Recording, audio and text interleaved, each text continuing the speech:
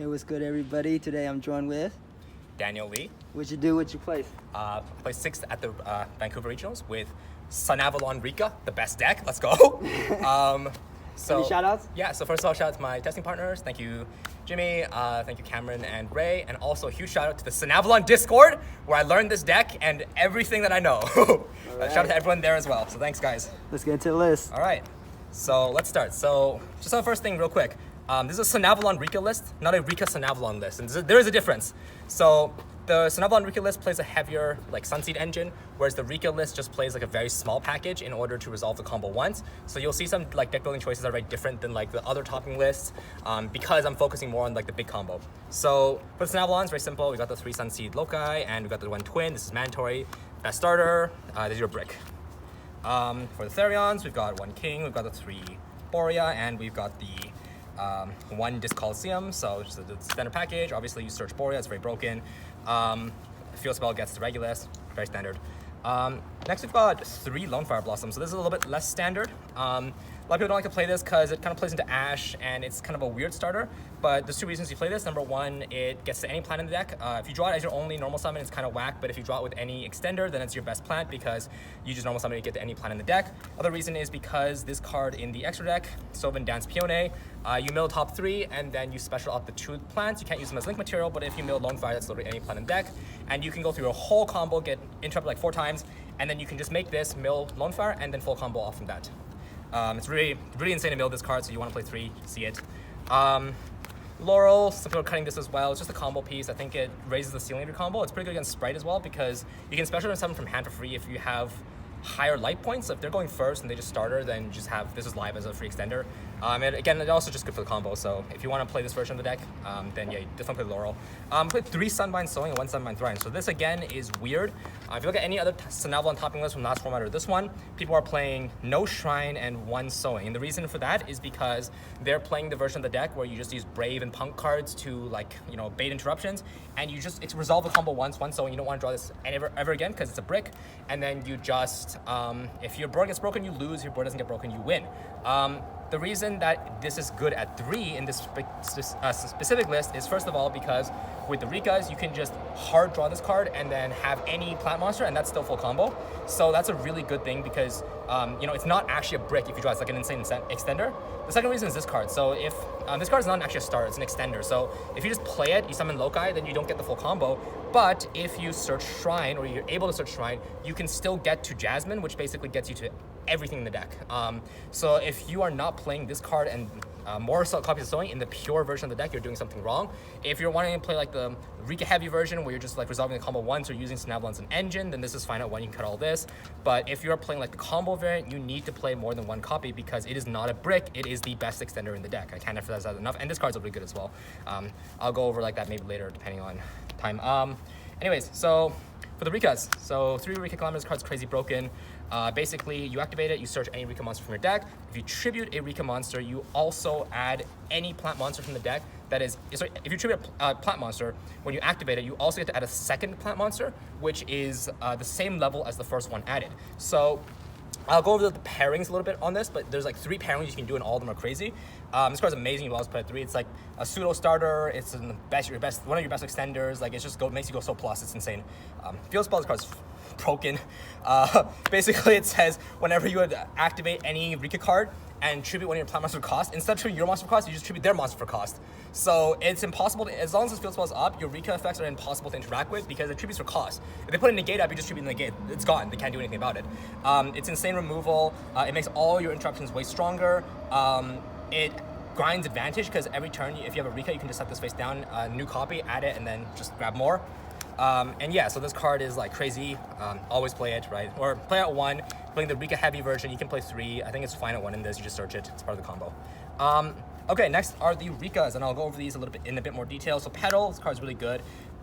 It's a 1-for-1 target. It searches a Rika on summon. During the end phase, if it's in the grave and you only control plants or no monsters, you just float it back, and then you just have like follow-up. It's just nice to have. It's not even bad to normal summon because you just summon it and then you can search it as like, you can use it as basically a searcher, right? Just nice to have. It's not bad to draw. But there's another reason for it I'll go over later. Mudan, this best Rika in your deck. It gets to the field spell, and the field spell gets to everything. Just always play this one. You can play more, but I think it's fine at 1 here because you're searching it. Snowdrop, it's sort of an extender and also part of the combo. You tribute a plant monster, you summon this and any other plant from your hand. And it also modifies levels. So you target 1 plant monster in your field, and you make every plant monster on the field the same level as it. So you can make level 8 or level 4, which are the 2 like XC monsters in the extra deck you want to make them. This card is just nice to have. Again, it's in the combo piece. It doesn't brick because it's an extender in hand, but it's nice to have. And then the last because are 3 Snow Princess, or just Princess, and 1 Primula. And these cards are really, really good. This is the best card in the deck, really, really broken. It's a free special in the hand, literally no condition, just special it out. In the graveyard, if you control a Rika, you can shuffle back in the deck and then tribute a plant monster, and then you just negate any monster effect. And of course, with the field spell, instead of tributing your plant monsters, you tribute their monsters to negate another monster. So it's absolutely wild. And this card is kind of a brick, but you have to play it. Just going back to the glamour. Basically, so again, when you tribute, you have to add 2 monsters of the same level. So the 3 pairings you have, you can add the Snow Princess and the Primula. So these are level 2, level 4s you can add. You can also add the Lily Borea plus the Therion Lily. So you can add the level 8 plus the Therion Lily. These are both level 8. Again, another insane pairing. You're like, this is crazy. You just add this for free. And the final one, right, you can add the level 1, and you can add the Sunsea Genius Loci, as you can probably imagine. Again, really strong, right? So all of these 3 pairings come up in different scenarios. This is probably the one that you go for the most, because if you tribute one of your monsters on resolution, you add this, you just special for free, you special this for free, and then you overlay into the rank 4, which recycles a monster and also gives you a monster effect negate from the graveyard. So in one of my rounds I played against Dragon Link, I just made this early. They opened Imperm Nib. I still played around it because my negate was from the graveyard, and then after they nibbed me, I negated the nib and then just talented them and ripped the card from the hand, so it was free. Yeah, so basically all these pairings are insane. You want to play all 3 of them. The level 2 level 4s, 2 level 8s, and the 2 level 1s. All of them are really, really powerful for Glamour. And the only other card that we could package other than the field spell is this, because it searches the most powerful card in your deck. And then just for more starters, so these are just like, you know, Sunavalon starters, right? You just play this Unexpected Die, it's E-Telly, really nice. Play 2 Painful Decision, Searcher, really nice. Play the 1 for 1, it's a really powerful card. It can get to a Loci, but you also get to, like, for example, the level 1 Petal. And then it does lock you into plans, but if you want to play around Nib or something, you can just summon the Petal out. You Petal add the Snow Princess to hand, and now you just have a negate from your hand. So if they nib you, just like chain this, negate the nib, and yeah, so like, again, this card is just really useful, has a lot of utility in different ways. The neg one kind of sucks and sometimes it's dead, but like every time it's live, it's like insane. So you definitely play that. Those are your starters. Then for the going second card, so this is kind of where things get a little bit whack. I don't know if these are right choices. I played 3 Ogre. It was Ash first, then it was Crow, and I just decided, like, you know, hey, it's probably gonna be a lot of Sprite, play Ogre. I saw this like once during the tournament. I pretty much never drew it. I don't know how good it was. I basically never saw my hand traps anyway, so you know, it's whatever. It's probably like the wrong hand trap, but Talon's card's insane. Best card, like insane good card. You play this because you want a card that's good going first and second. In this deck, there's already not much room for like flex because you're not playing like the Rika heavy version where you cut the engine. There's a lot of engine, as you see. So you want a card that is good going first and second. This deck is already good at playing around hand traps. Like if you're in die roll, you're already like comboing off. But if you combo and then you use talent, like they hand trap you and you can still play through the hand trap, usually you play through 1, then you just rip the second hand trap in their hand, or you rip like a Mystic Bind or something, then they just instantly lose. Like they can't do anything. You have full hand knowledge and how to interact with them. Going second, taking is really, really, really powerful in this deck. Because one of your best cards is Aromatherapy Jasmine, and basically you can pretty much play with this deck as long as you ever have 3 bodies on field, because you just summon Jasmine with 2 plants, and then you tribute something with Jasmine. You summon like a plant monster, and you just combo from there. But usually, like if you're playing into a board, you only have 2 monsters, and if you have 2 monsters, you have to make this her, which is basically a gamble card, the Peony her. You mill 3 and hope for the best, but obviously you want the consistency of this one. So what you do is you just hold talents, you take, and then after you like play through the board, at the end you just make Jasmine. You have like you have their monster like in this zone, and then you just Jasmine tribute it because it tributes any monster, and then you just play from there. So it's like, it's really insane. Another thing is like, it lets you extend through nib, because everyone puts a nib token in the mid zone or like the 2 left and right zones, and Jasmine points to these zones. So if they nib you and you can get to this card, you just tribute the nib token and just keep playing. Yeah, so if you're against this deck, you just put it in 2 and 4. Don't put it in 1, 3, 5. Yeah, I do this all the time. And again, like, hey, take notes. Yo, leak at the goo. Yeah, and also like, that's why you play Shrine, because if you have a normal summon Seed, you just get the Shrine and you have 2 bodies, you make this, you tribute the nib token, keep going. Yeah, so that's why Talents, and kind of digression about Jasmine's a really powerful card. But yeah, this is like insane. Literally like probably one of the best cards all day. I ripped a ton of hand traps. I ripped like a bunch of like broken cards. Like this card's crazy. Then 3 Dark Ruler I saw like once today. Pretty much never came up. Like I beat Dragon Link with it once. But you obviously want to play. It's good against Sprite going second. It's good against most decks going second. If you stop like there are like a few negates and you open a hand of like a decent amount of gas, you play through like anything. This deck has insane gas. Like you will crack every board going second as long as you play through. You get rid of like 1 or 2 negates. And if you don't know how to interact with it, you can crack like full boards as well. Like I've cracked full Sprite boards, not today, but like in testing, I've cracked like full Sprite boards, cracked full tier boards with just engine cards. It's really powerful.